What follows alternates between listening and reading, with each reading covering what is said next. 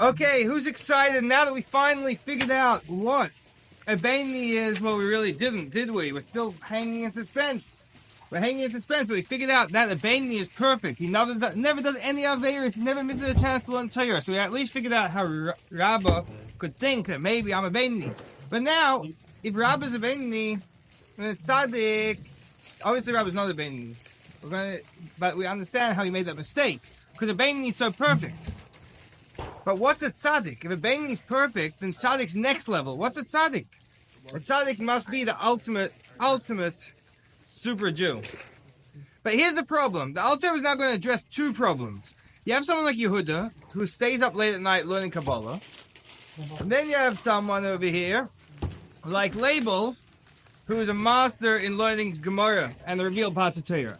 And each of them have a big problem with this whole discussion in Tanya. Because until now, the whole time you've been trying to figure out what's a tzaddik, what's a Rasha, what's a Beinoni. So let's start off with Yehuda's problem. That he's like, I know you're telling me that tzaddik is someone who's beyond perfect. Beinoni is someone who acts perfect. Rasha could even be someone who's nearly perfect. But I don't understand. Because someone like you is going to tell you that I was learning some Zohar. And it says there's a discussion between Rav Hamnuna, who's one of the great sages, and Eliyahu Hanavi. And Rav Hamnuna started to speak to Eliyahu Hanavi and started asking him a question about the tzaddik, Miraloi, a tzaddik who's not a perfect tzaddik. And he starts asking, that's like someone who's like mostly does good, 75% good. Yeah. I thought our whole discussion so far was blowing that out of the water. We were trying to say, no, forget about this 75% good. A tzaddik is like beyond 100% good. He's someone who's 100% good, plus more than that, which we're going to discover soon. So, here's the ultimate answer. If you looked a bit more carefully at that piece of Zohar, you would have found out, in the context of the discussion, Rav Hamnuna was asking a question. He was asking a question to Eliyahu Hanavi. He was asking, hey, is it possible that maybe the meaning of Tzaddik Virale is someone who's mostly good, but not 100% good? And Eliyahu answers, no. You know what Tzaddik Virale is? And he gives exactly the same answer we learned yesterday, that a Tzaddik Virale is someone who, the Ra in him, the evil in him, is loy, is subjugated to the good in him. That any part of evil that's in him has no say in the matter because it's being bullied by the good. Now, Yehuda's sitting here and is like, that's a terrible answer. Because obviously, Rav Hamnuna knows a lot more Torah than me and you, so obviously he would have known everything we spoke about on the last page. All these quotes from Gemaras and Mishnayos, that someone who even does the slightest Aveira is a Rasha, definitely not a Tzaddik. So the Alter Rebbe says something very interesting. He quotes the line, V'shivim ponim l'Torah. There are 70 ways of explaining every part of Torah. And Rav Hamnuna was wondering, is it possible that one of the 70 ways of explaining an idea in Torah is that Tzaddik Virale is 51% and up good? And apparently, Eliyahu doesn't think so. He's going to say, I'm sorry, but this is the meaning of Tzaddik Virale. So, now that we've had that discussion, now we can move on to Yehuda's question. Where's Yehuda over here? Yehuda learns a lot of Gemara, and he's like, this whole conversation is absurd. You're trying to figure out and split a hair of figuring out what a Beinoni could be if he can't do anything wrong ever, but he's not a tzaddik. Anyone who learns Gemara sees that in 99% of the cases, tzaddik, Beinoni, Rasha is the most simple definition ever. Let's say, for example, you look at Gemara Rosh Hashanah, Daf Kazayin over there. It says, comes to Rosh Hashanah, and the person's being judged. What's going to happen to you this year?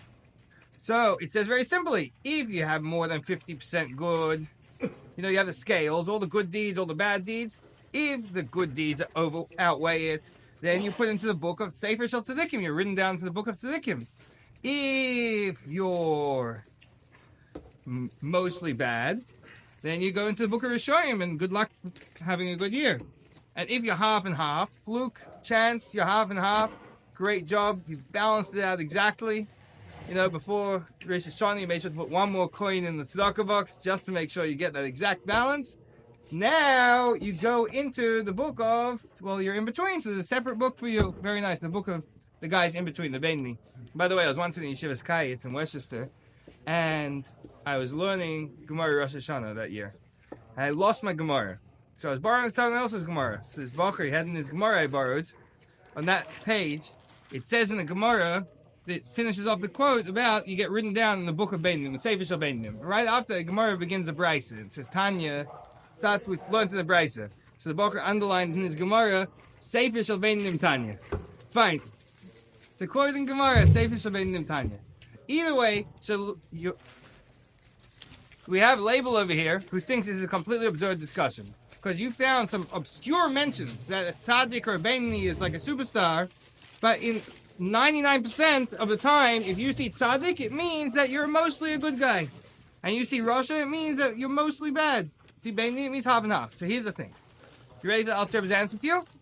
This that we say in the whole Torah world, that half and half is a Beinoni, and more than 51% good equals Tzaddik, that's only a borrowed term.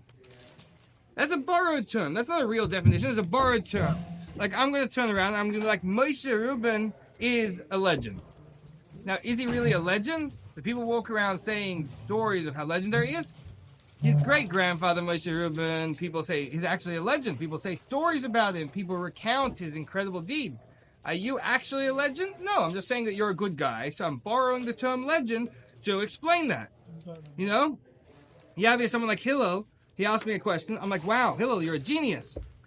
Is he, you're like Einstein. Now, is he actually like Einstein? Like, unless, like, anyone here seen him doing any quantum mechanics? I don't know. Probably not. But I'm borrowing the term of, like, genius and Einstein in order to bring out the point that he's a smart guy. So the same thing with Tzaddik and Rasha. Tzaddik and Rasha, a real Tzaddik is someone who doing 100% good is like nothing to him. He's already in the next world of serving Hashem. Beinoni is someone who we're going to have to figure out what he is. But he definitely doesn't do anything wrong. Rasha is someone who's a great guy, but once in a while he might mess up a bit. Why do we borrow the terms? Oh, there's a very good reason. Because we have to figure out in regards to reward and punishment. Who gets rewarded and who gets punished? Like in that Gemara in Rosh Hashanah. Who's going to be rewarded this year and who's going to get punished? Because you have to be judged. The Beis Din, you have this whole like tribunal of malachim sitting there judging you. And the only fair way to really judge you is after the majority. So, are you majority good or majority bad? So, therefore, we borrow the term tzaddik and we say, okay, he's not really a tzaddik, but he's like a tzaddik. You know, he's a good guy. So, as soon as he walks out of Beis Din Shemaila, they tell him, oh, he's a tzaddik, he's a good guy. We borrowed the term. Is he really a tzaddik? Is he really a legend? Is he really Einstein? No, but we borrowed the term to explain to you what's going on. And maybe the opposite with the Rasha. I don't know, the Alter Rebbe doesn't mention that. The Lubavitcher Rebbeim have a big bias to speaking very positive.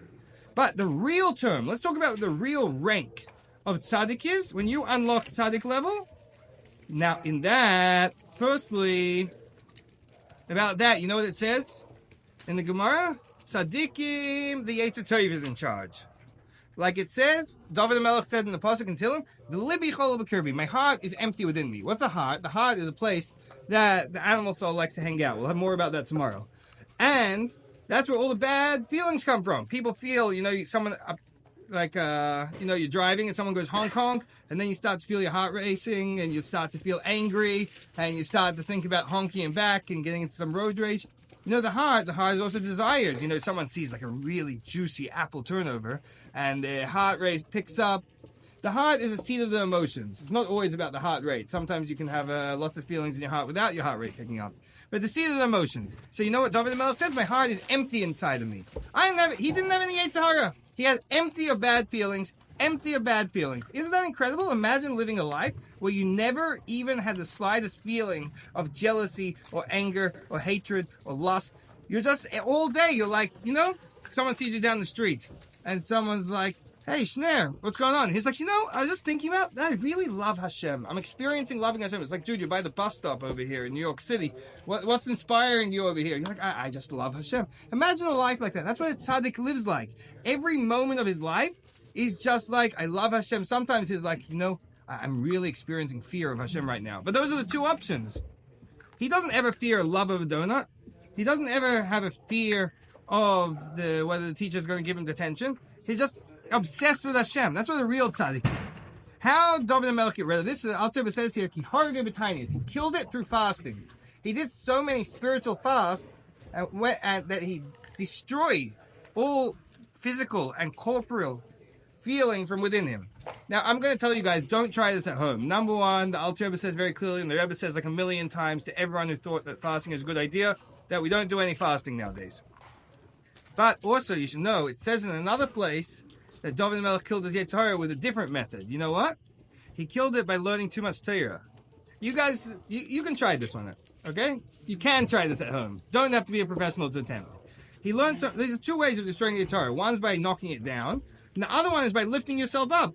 He learned so much Torah that he completely got out of the whole world of Yetzer Hara. Okay, you could try this, okay? We're going to have tomorrow, Hillel's going to come in here. He's not going to even have a Yetzer Hara anymore. He's going to learn so much Torah. Fine. But the Alter Rebbe says, anyone who didn't get up to this level, even if you're like 50% tzaddik, like 50% good, 60%, 99% good, you're doing everything right. Still, you're not a tzaddik. If you still have a Yetzer Hara, even if you do everything right, you're not really a tzaddik. That's why the Razal said that Hashem saw that there's very few tzaddikim, so he went and he sprinkled them around all the generations. Every generation needs a few tzaddikim to help us out. Hashem saw there's very few. Now, if a tzaddik just means someone who's more than 50% good, then saying there's very few is a big insult to the whole Jewish nation, no?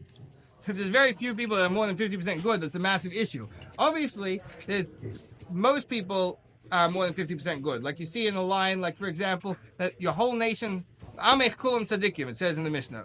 All Jews are tzaddikim. So in simple meaning, that's the borrowed term. Everyone's tzaddikim means everyone's good guys. Everyone's more than 50% good. And then when it says Hashem saw that there's very few tzaddikim, he sprinkled them around the world, around the generations. There's a couple in this generation, a couple in that generation. That means real tzaddikim, someone who doesn't even have a Yetzer Hara. He's surpassed being a regular human. Most people have good feelings and bad feelings. A real tzaddik, he's never felt a bad feeling. He's just living with Hashem his whole life. So Hashem goes around like with a salt shaker, and he goes and sprinkles a few tzaddikim in this generation, a few tzaddikim in that generation, and he got to 770 and the lid fell off. So, then there's another world of tzaddikim. Then there's the one tzaddik of the generation. The super tzaddik. This is like above the tzaddik v'toivlei, the ultimate tzaddik. You're going to have to find out about him tomorrow. Stay tuned. It might be you never know.